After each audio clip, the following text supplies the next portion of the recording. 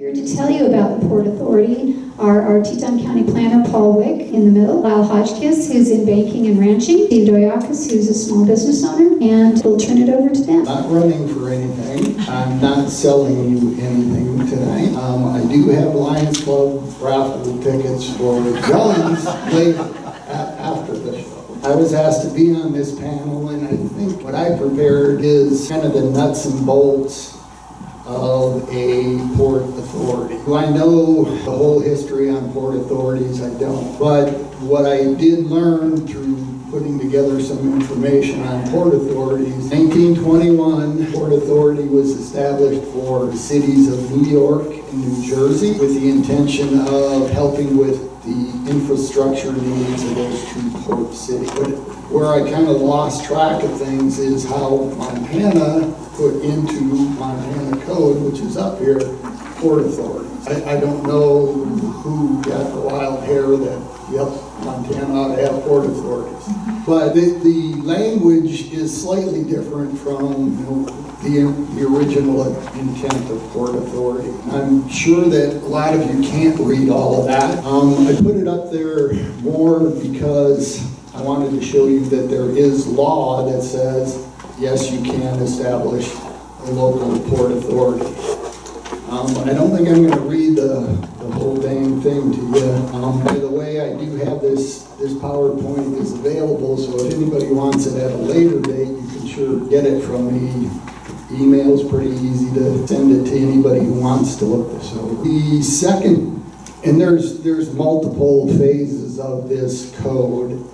This is the purpose statement, and I think the very first line summarizes what can be done with the Port Authority. The idea behind the Port Authority is to promote, stimulate, develop, and advance the general welfare, commerce, economic development, and prosperity of its jurisdiction, of the state and its citizens. So again, it's a pretty quick statement on what the purpose of a Port Authority would be. This slide I put in to talk to you a little bit about 4 mills, and maybe many of you know exactly how to figure out what 4 mills is going to mean on your property tax. And it really is relatively simple to go to your property tax statement, look at taxable value. So on this statement, it's 2,392, and multiply that by 0.004.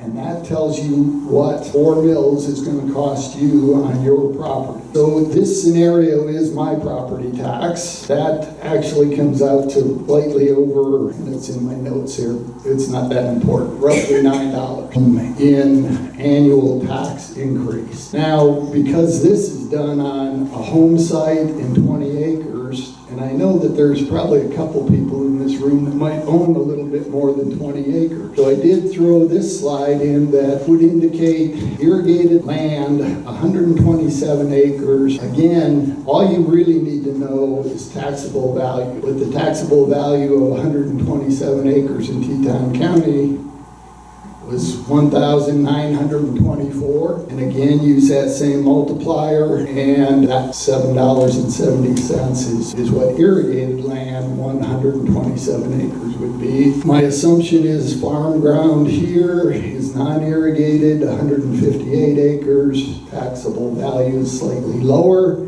than the irrigated land, and therefore 4 mills is $4. On grazing land, again, taxable value there at 234 on 166 acres, that 4 mills is 94 cents. So really what I'm trying to get across to you is, if you want to know exactly how 4 mills is going to affect you, go to your property tax bill, look at the taxable value, and multiply it out for yourself, and you'll get, should be an exact number. Next couple of slides are really, I'm going to talk more about some of the mills that have been extinguished.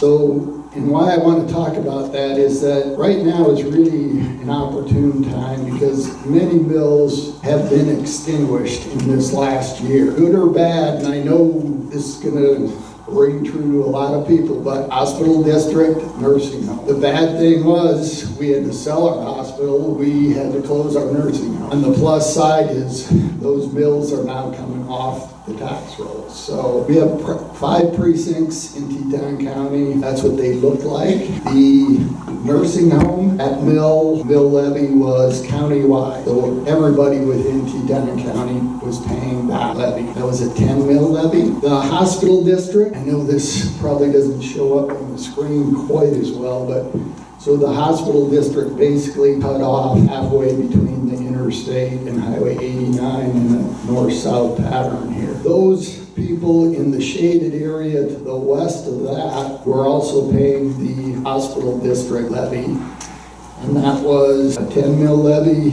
and a 6 mil levy. Next slide. I think both of the candidates for county commissioner talked about this very fact that this graph I pulled from the Teton County growth policy. In red, I've shown just the high school districts, but what is happening in each of our 4 high school districts. From 2005, 2015, none of them have a positive number. All of them are 25% decreases or more. So pretty substantial, and that's a trend since over the last 10 years. There's one more slide. So this slide is showing just population. So the population, this again is from our growth policy, is labeled stable. And this one starts in 1980, goes to 2010, and there's a slight decrease in the total count. The ones that start to get my interest is that in the ages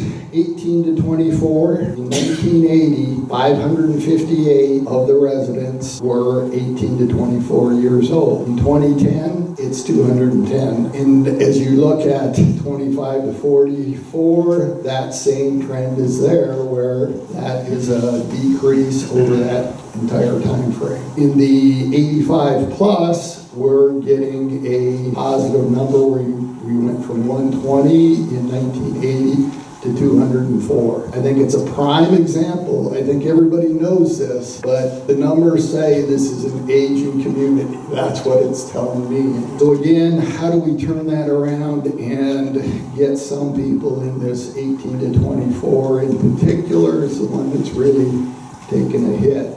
How do we keep some of our young people here? I say it's about jobs. That's my opinion on it. I think it's about jobs. Lastly, I'm showing you just how this is going to appear on the ballot, how the Port Authority is going to read on the ballot. So here you have all the language. I'm kind of a bottom line guy. I like to get right to this part where you're either voting for, and I vote levy up to 4 mills to fund a Port Authority, or against, and I vote not to levy up to 4 mills to fund the Port Authority. That is my part of things in a nutshell. Steve has brought a pretty good short video that I think hits some of the same points, but it will hit some slightly different things as well. So what the heck is a Port Authority? It's a legal tool for cities and counties to get involved with economic development. It's established by statute, and its goal is to advance economic development, and it can do that by increasing the volume of commerce, supporting the creation, expansion, modernization, retention, and relocation of new and existing businesses, and support the growth of any kind of economic activity that'll promote commerce and business development. And that type of development can happen anywhere in Teton County, not just in Choteau, Dutton, or Fairfield. So what can a Port Authority do for us? It can recruit and help existing businesses relocate to anywhere in Teton County. It can help establish businesses anywhere in Teton County, and it can help business owners cut through red tape. There's been a little bit of confusion about what's going to be on the ballot exactly come November. The Teton County Commission voted to put funding for a Port Authority on the ballot. That means it's going to be 4 mills and roughly $77,000 per year. This does not create the Port Authority, it merely funds it. So what's the cost of this measure? On the ballot is 4 mills. On a house valued at $50,000, it's going to cost $2.70 on your property taxes. A house valued at $100,000 has a bill of $5.40 on your property taxes. Overall, the 4 mills equate about $77,000 a year to go towards the Port Authority and economic development in Teton County. It's a small cost with a huge economic impact for our county. Here's some of the final things you need to know. The mill levy will sunset after 10 years. If we voters don't think that it's very effective and the Port Authority hasn't done its job, it can be discontinued by not passing another mill levy. A number of communities around Teton County have port authorities established already. Pend Oreille County, Toole County, Glacier County, Cascade County, the City of Shelby, and the City of Great Falls all have port authorities. Toole County/Shelby Port Authority has grown 300 jobs and $30 million in economic activity since its inception. Pend Oreille Port Authority primarily helps with affordable housing and has established a revolving loan fund for businesses. Finally, here's some key takeaways about the Teton County Port Authority. It works to develop Teton County's economy. It strengthens established businesses, recruits existing businesses to relocate to Teton County. It helps entrepreneurs and new business owners get started. The commissioners have placed a 4-mill levy on the ballot, and that allocates about $77,000 for Port Authority for Teton County. Finally, a Port Authority means more businesses, which means more families in Teton County. More families means more kids in schools, and that means that we'll have greater funding available to our schools. Okay, I don't have a multimedia page here, which is lucky for you if I was putting them together, but I just wanted to talk a little bit about it from a perspective of, being a local banker and being a president of TCDC and being I own a building in town and my family has a ranch out of town. And, I'm not any more anxious than anyone else to pay more taxes. But I guess I was telling Paul before, I was trying to equate this to what I deal with every day in farming and ranching community, and I guess I would say this: if you're a farmer, you put seed in the ground every year, not knowing for sure what you're going to get out of that seed, what that crop's going to do for you one way or the other.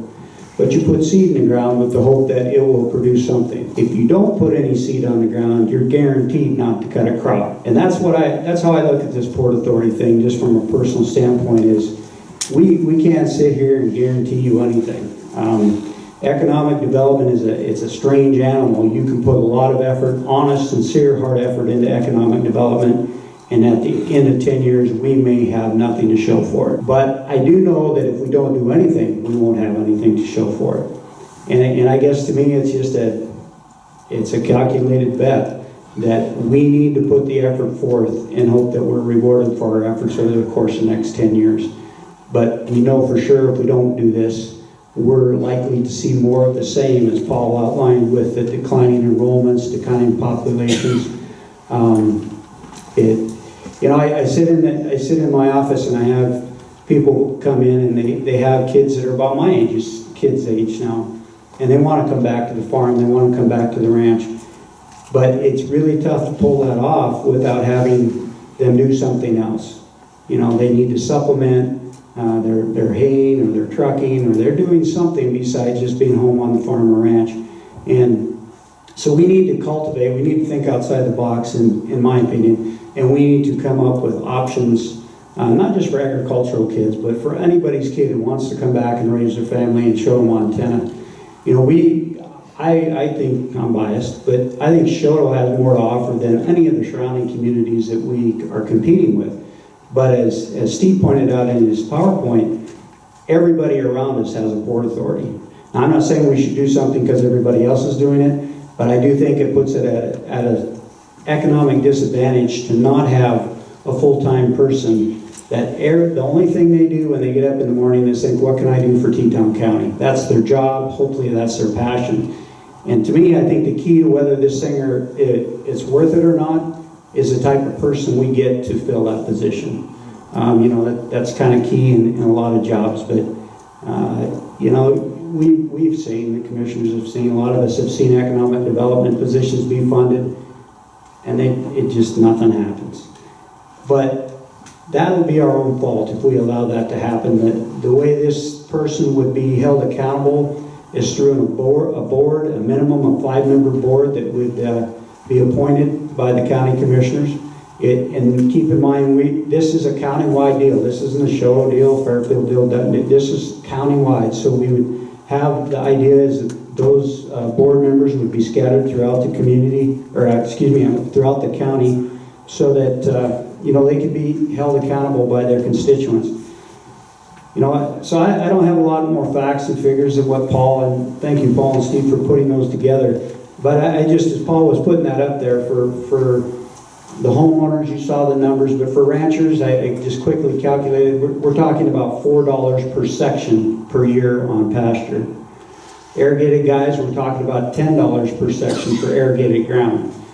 And I just don't see that as an insurmountable amount to ask us to contribute to our communities or to the potential for economic development. I guess the other thing I just wanted to touch on quickly is, I know we have, I've heard people say, well, we don't need to pay somebody to do this. If somebody wants something to happen, they can make it happen. On a county-wide, consistent basis, I don't think it's realistic anymore to expect volunteers to pursue economic development for the county or even a particular business that needs assistance, whether it's grant assistance or business development, planning, business development plans. I just don't think it's realistic anymore in today's world to expect that to get done with volunteer help. That's just a personal opinion, but that's the main goal of this Port Authority, in my opinion, would be to get a full-time person and some resources behind them and give them a period of time to get trained and become familiar with all the aspects that are available for. There is a lot of programs out there available for new businesses or growing existing businesses, but it takes a lot of time to chase it. And so I guess that's what we're asking or hoping to accommodate with the Port Authority.